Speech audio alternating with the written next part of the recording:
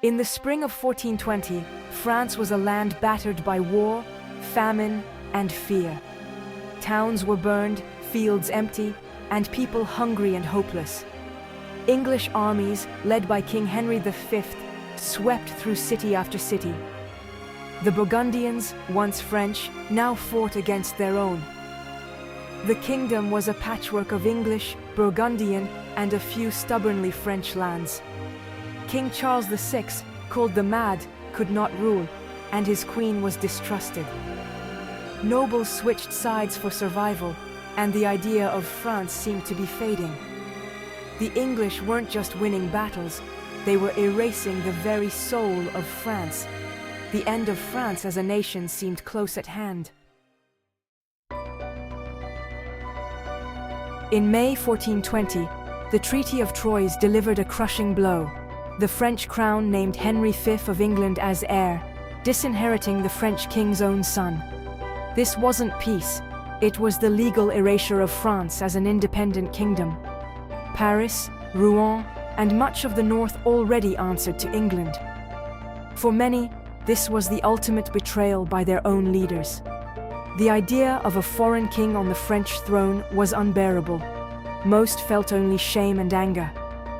The treaty shattered hope and left France divided and disgraced. Yet even in despair, sparks of resistance began to flicker.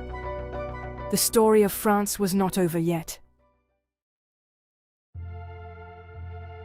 In the years after Troyes, surrender became a way of life for many in France.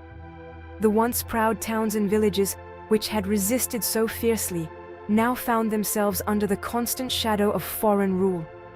Each day, the presence of the occupiers grew more familiar, and the spirit of resistance seemed to fade with every passing season.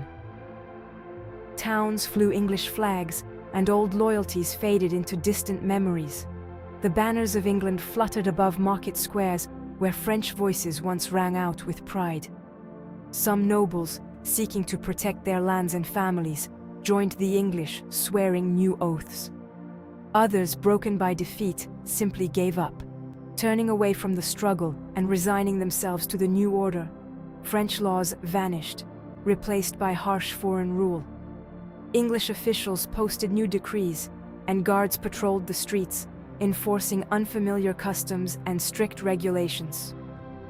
Taxes were heavy, punishments cruel, and hope scarce. Villagers struggled to pay what little they had, and those who could not faced brutal consequences. Even the church seemed powerless, with some bishops blessing the English king. The sacred halls echoed with uncertainty, as faith itself was tested by the occupation. The idea of France became a fragile memory, its royal symbols faded and its banners torn. The nation's identity seemed to dissolve with every passing day. Worst of all was the loss of belief. How do you fight when you no longer believe you can win? Despair settled over the people, making resistance feel impossible. Neighbors betrayed each other for English gold. Trust was scarce, and suspicion grew, as survival often meant turning against one another. The sense of Frenchness seemed to be slipping away, as traditions were abandoned and customs forgotten.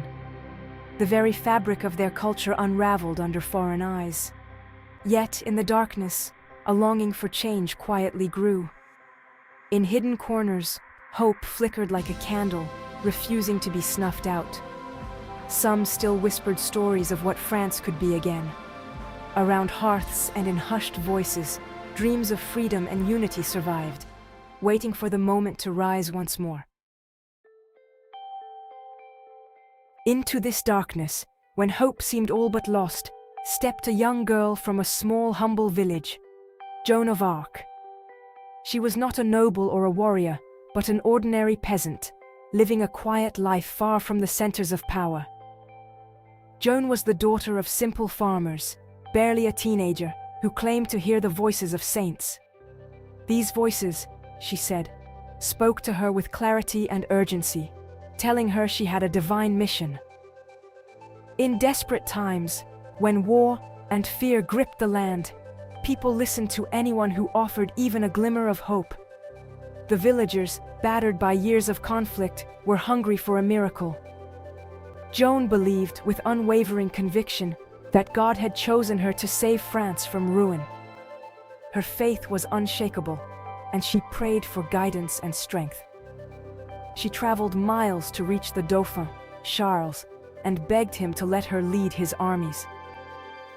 Despite her youth and inexperience, she spoke with passion and certainty, insisting that she could turn the tide of war. Many in the royal court laughed at her or called her mad, dismissing her as a foolish girl. Yet, among the skeptics, there were those who saw a spark of belief in her eyes, a rare courage that could not be ignored. When Joan donned armor and rode at the front of the French soldiers, everything changed. Her presence on the battlefield was electrifying, and her determination inspired those around her to fight with renewed vigor. Her faith was contagious, spreading quickly among soldiers and townspeople alike. For the first time in years, the French dared to believe that victory was possible. Under her banner, the French lifted the siege of Orléans, a turning point in the war. The gates opened to a city filled with celebration, and hope was reborn across the land. Joan gave the people something greater than reclaimed land. She gave them belief in themselves and in the possibility of a brighter future. Her courage and unwavering faith proved that even in the darkest times, one person's conviction could inspire an entire nation to rise again, united by hope and the promise of freedom. Before Joan, the war was about kings and their claims, but as the struggle continued, it became about the very idea of France. People began to ask, what does it mean to be French? To be French was to resist foreign rule and defend your own customs and faith. The war became a fight for identity, not just territory. Ordinary people joined the struggle, fighting for something bigger than any one person. This shift changed everything. When people fight for who they are, they become unstoppable. France was becoming more than a kingdom. It was becoming a nation. For centuries, France was just a patchwork of regions: Normandy, Brittany, Burgundy, and more. Each had its own dialect and customs, often fighting its own battles. But the 100 Years' War forced a change. Under occupation, old divisions faded as people found strength in unity. Nobles and peasants, towns and villages began to see themselves as French. The shared struggle built trust and wove a stronger fabric. People who were once rivals now fought side by side. Out of war and suffering, a nation was being born. By the war's end, France was not just a place, it was an idea and a promise. The battle for France was not won in a single day, nor was it decided by one grand clash of armies. Instead, it was a long, grueling struggle, fought not only on muddy fields, but in the hearts and minds of the people. It took years of hardship, sacrifice, and unwavering determination. The seasons changed, but the hope for freedom endured, growing stronger with each passing day. Small acts of resistance became woven into daily life. Villages risked everything to hide soldiers, women bravely smuggled messages beneath their cloaks, and priests offered words of hope and courage from the pulpit, reminding everyone that their struggle was just. These were the quiet, steadfast acts of ordinary people: peasants, farmers, mothers, and children, each playing their part in the fight for their homeland. Each small victory, no matter how modest, inspired others to keep going. The English began to lose not only ground, but also their confidence and resolve. The invaders were worn down, not just in battle, but in spirit. Their once mighty armies now looked weary and uncertain, their camps abandoned in haste. As the French reclaimed their towns, a new sense of national pride blossomed. People celebrated in the streets, waving banners and singing songs of hope. The crowning of Charles VII in the Grand Cathedral at Reims was a turning point, a powerful symbol that France's spirit had not been broken. The royal banner flying above Reims sent a clear message to all. France still lived, and its people would not surrender. The English, exhausted and leaderless, began to retreat, leaving behind empty camps and broken dreams. France was no longer just surviving. Now it was winning. Town after town was liberated, and hope surged through the land. Each victory, each reclaimed village, made the idea of a united nation stronger and more real. The people began to believe in a future where they could live free from fear. France was no longer just a place on a map. It was a people, united and determined to exist, no matter the odds, ready to shape their own destiny. The end of the 100 Years' War gave birth to France as a nation. For the first time, people saw themselves as one, not just subjects or provincials, but French. This victory was about more than land. It was about proving France could exist against all odds. The war forged a new sense of identity and unity.